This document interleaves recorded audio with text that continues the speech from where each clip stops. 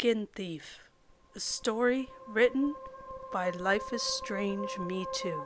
A link to their original Reddit post will be available in the description down below. Don't move a muscle. The words whispered in my ear roused me from my sleep. After a brief moment of confusion, I recognized the voice as that of my wife. He's been standing there for God knows how long. I think he's waiting for us to wake up. I opened my eyes just a crack, and I saw what had startled my wife. There, at the foot of the bed, was a man. He was large, over 6 feet tall by a head. He wore a rubber mask of a cartoon dog with red, bloodshot eyes. Gripped in his left hand was a duffel bag, which clattered with the sound of metal on metal whenever it shifted in his grip. His right hand held a video camera. At the sight of him, my heart instantly began to race. My brain yelled at me to get up and run, but I forced myself to stay completely still. I became lightheaded as my slow breathing could not keep up with the demands of my racing heart. The phone was on the nightstand just inches away. Would I have time to unlock it and dial 911 before the stranger got to me? Would it even matter if I did? One thing was clear. I couldn't just lay there. I had to act. As quick as I could, I lunged out of bed and threw myself at the man. He was too quick for me, though. He dropped his bag and shoved me back onto the bed. I knelt down and began rummaging inside his bag. He pulled out a long metal rod. He clicked something on the side, and the end of the rod erupted in a crackling shower of sparks. He walked towards me slowly, taking his time. I knew I only had one shot, so I waited. He was almost close enough to reach me now. The rod blazed with electricity. When he was close enough, I kicked out as hard as I could, connecting with his shin. He let out a strangled cry of pain and staggered back, dropping the rod.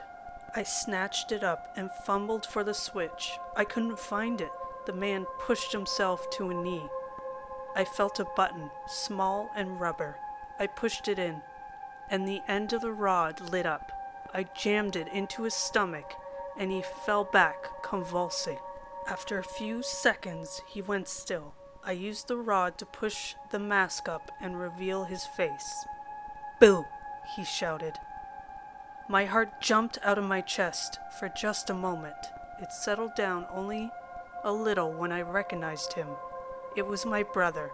He was sitting up and grinning. He rubbed his shin and winced.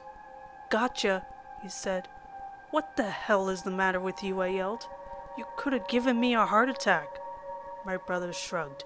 "It's Halloween," he said. "What was the matter with you last year when you left that fake horse head in my bed?" I held up the rod. "And this?" I said. "Olson's magic shop," he replied. "You'd better apologize," I said. "I'm sorry, you're a pansy," he replied. He turned to my wife. "I actually am sorry to you," he said. "Sandy said you'd be out of town." "Didn't you see me?" said my wife. My brother scratched his neck sheepishly. "Not really," he said. "It's impossible to see anything in that dog mask."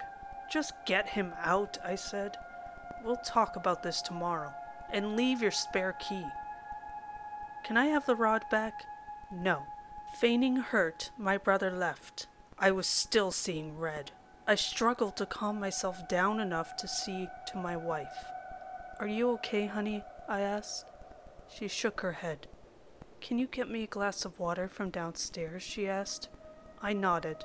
I grabbed my phone from the nightstand and flicked on the flashlight to help me guide myself down the stairs. I had just reached the kitchen when a phone call came through. "Oh God, oh God, oh God!" The words tumbled out in a breathless panic. "You have to help me. They think I'm crazy. They want to lock me up." Her voice was tense, strained like a guitar string a moment away from snapping. "Slow down," I said. "What are you talking about?" "We were just laying in bed," she breathed. "And this thing came in through the window, out of nowhere, you know? Out of nowhere. It was just a shadow, a man's shadow. Derek tried to fight it, but... oh God, Derek, it killed Derek." Sandy's voice trailed off. "And then what?" I said, breathless. "What happened?" "It absorbed him," Sandy said. "And then it looked just like him." "Oh God," I said. I dropped the phone and sprinted upstairs where my brother Derek had just been. The window was open, and my wife was gone.